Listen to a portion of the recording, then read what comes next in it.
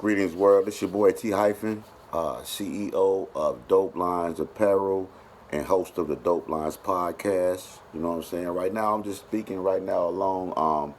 Have some thoughts and stuff. I know y'all wondering, like, man, it's September, early September. You know, why this dude got a hoodie on? It's still summertime. I'm in Chicago, man, and it was 90 something all last week and hot yesterday, but today is raining and probably like probably like 58 degrees right now.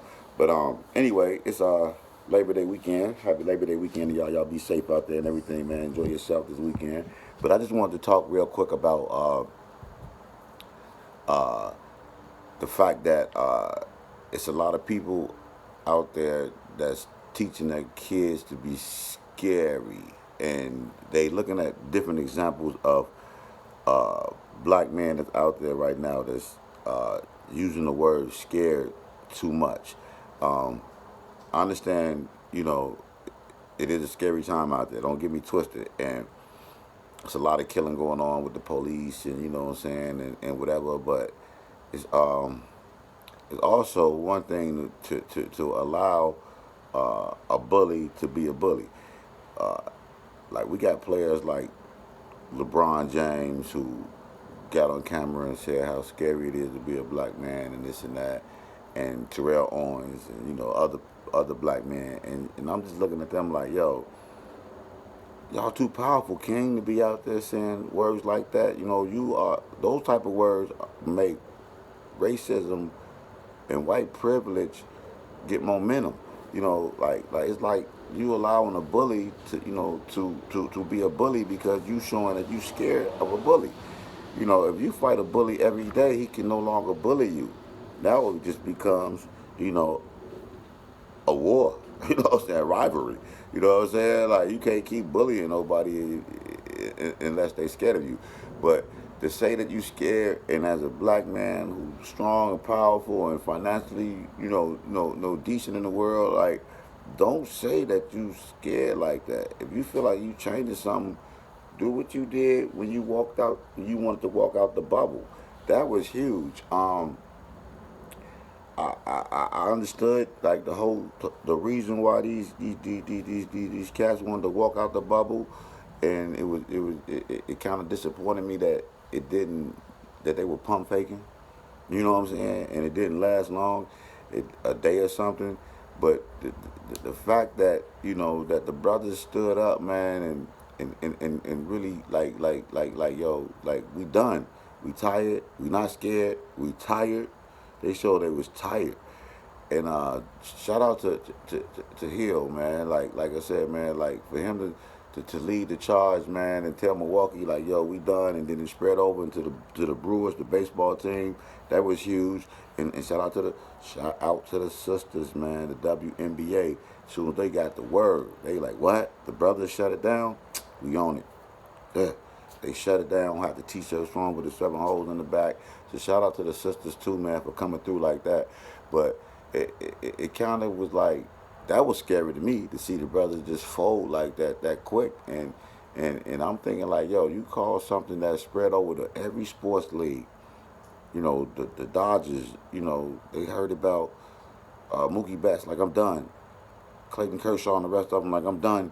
So, just the fact that just shutting down soccer and everything, and the NFL, the players, like, we ain't going to practice, man. We ain't feeling right. We ain't feeling this. We ain't scared no more, man. We tired. So, for that to happen, man, and during the playoffs, let's not forget it was during the playoffs, and that was monumental. That was like on some Muhammad Ali, giving up the belts and going to jail, you know what I'm saying, and just giving up everything. So I was so proud of the brothers, man, and the crazy part about it was, and I don't have anything against Steve Nash, man. I think he's one of the greatest point guards ever, 2-time MVP. Uh, he helps out a lot of brothers, man. I think Cam, AJ, RJ Barrett's godfather, something like that. You know what I'm saying? So the man is like, he's down. He's down. Like, we love Steve Nash. So nothing against him. But for the NBA to have Black Lives Matter on the court, The players with these slogans on the back of their jerseys running around playing ball uh, in the bubble without their family for the most part for months, and they want to walk away, but they decide to come back and play. And for you to go and hire Steve Nash was like a smack in the face, man.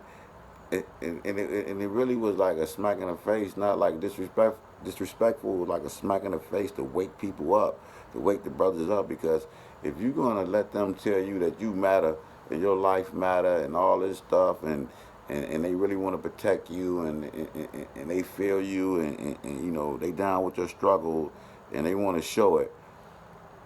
That it's bad timing to hire a white coach at that time. It would have been more historical for them to hire a black coach for that job than hire Steve Nash, who never had a coaching job in his life. But he get the job of the Brooklyn Nets, a team that's ready to go to the playoffs. They could contend instantly for an NBA playoff spot, a championship spot. It's kind of crazy to me, man. And you overlook a lot of coaches, man. Even the interim coach, Jock Vaughn, who was over there coaching, like you just pass him up. And even if the players do want a Steve Nash, you know, and even if you hire Steve Nash, it's just bad timing. The timing shows that you don't care. But like I said, it was a smack in the face for an awakening. You know what I'm saying? So what I did, I was listening to Dr. Boyce Watkins, and he was talking about the uh, the uh, the white privilege comment that Stephen A. Smith said, and he did some math, and I thought it was very interesting. Um, he said it was 80% black uh, players in the NBA. The average salary for an NBA player is 7.7. So we just rounded it off to 7, I believe.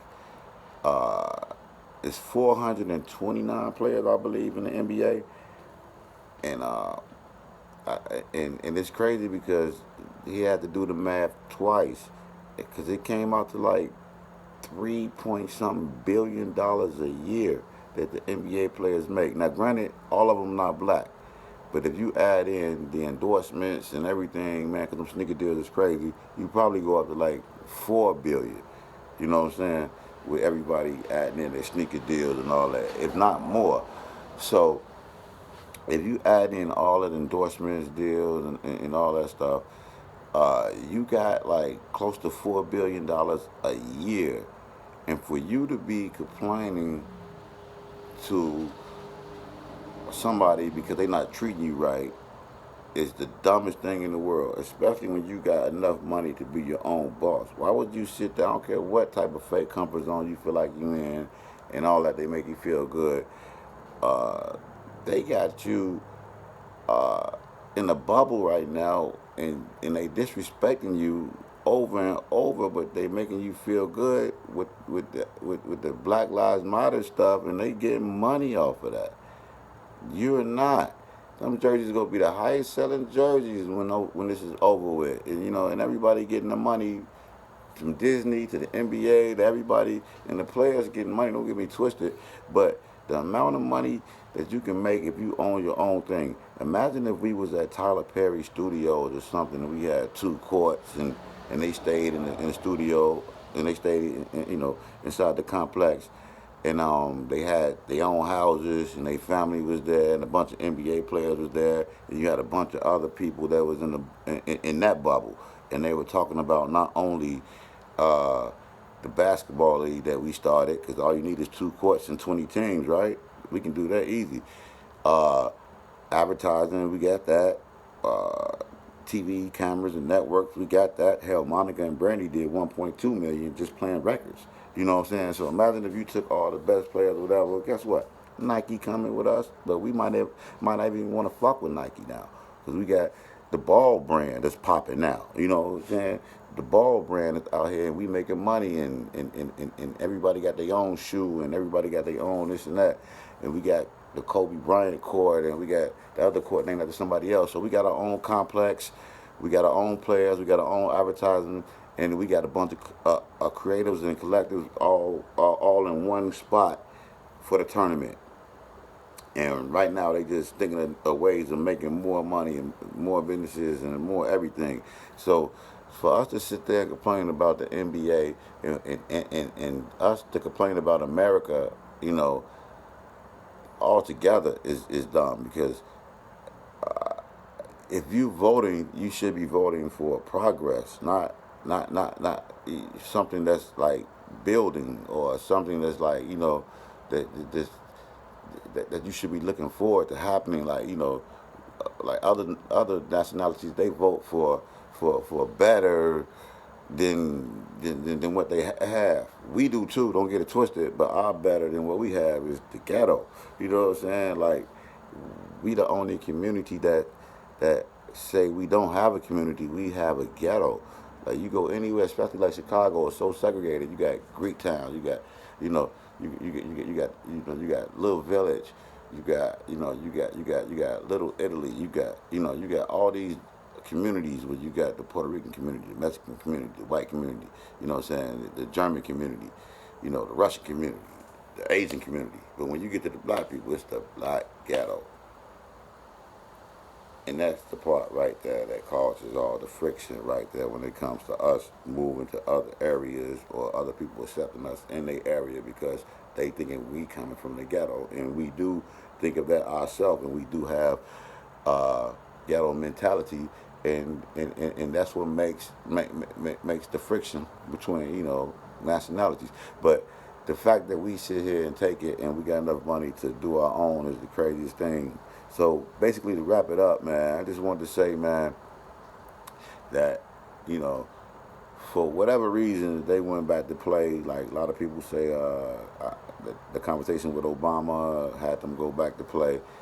Whatever reason they went back to play, man, it's kind of disappointing. But I'm gonna hope that I'm gonna give Obama and the rest of everybody a benefit of the doubt and say that they came up with a plan and they just didn't go back to play basketball because the NBA is using their arenas for voting centers. I'm hoping that wasn't the motive, and I'm truly hoping that right now I heard that the Milwaukee Bucks are down 3-0 in the playoffs, and the Clippers and the Lakers are tied in this series. I'm really hoping that, and if they did do this, I'm mad because I didn't get in on it. I'm hoping that they pull a Harlem Nights on these people. You know what I mean? And if you know the movie Harlem Nights, man, Sugar had a plan. I don't really want to disclose the plan because, it might put people on blast. I might be saying too much already, but I'm hoping they pull a Sugar, you one smart motherfucker. I hope they pull a Sugar move on their ass and walk out the bubble the right way. You feel me? So shout out to the Milwaukee Bucks, man, if they pulling this move, man. But they should have let everybody in. They should have let me, at least let me know so I can get in on it. But family, follow me at Dope Lines Network on YouTube. Man, you go on there. We got a whole bunch of interviews with some of everybody in hip hop, Hollywood, all that stuff. So like and subscribe, man, to the channel. DopeLinesApparel.com is the brand. You can catch us doing podcasts all over with the freshest gear. Right now, I got my man Kosha wearing right now. I'm cross branding right now. That's my man. He got the dopest stuff too. Shout out to Kosha. But they had his dope lines. But yeah, shout out to everybody who got a brand and apparel line and got a black business, man. And I like to support y'all, man. Support me, man. You know what I'm saying? I support y'all back. Holla at your boy T-Dope Lines, man. It's a blessing, man. Like I said, Dope Lines Network on YouTube. Really trying to get our subscribers up, man. I'm low, I'm looking bad, so help a boy out, man.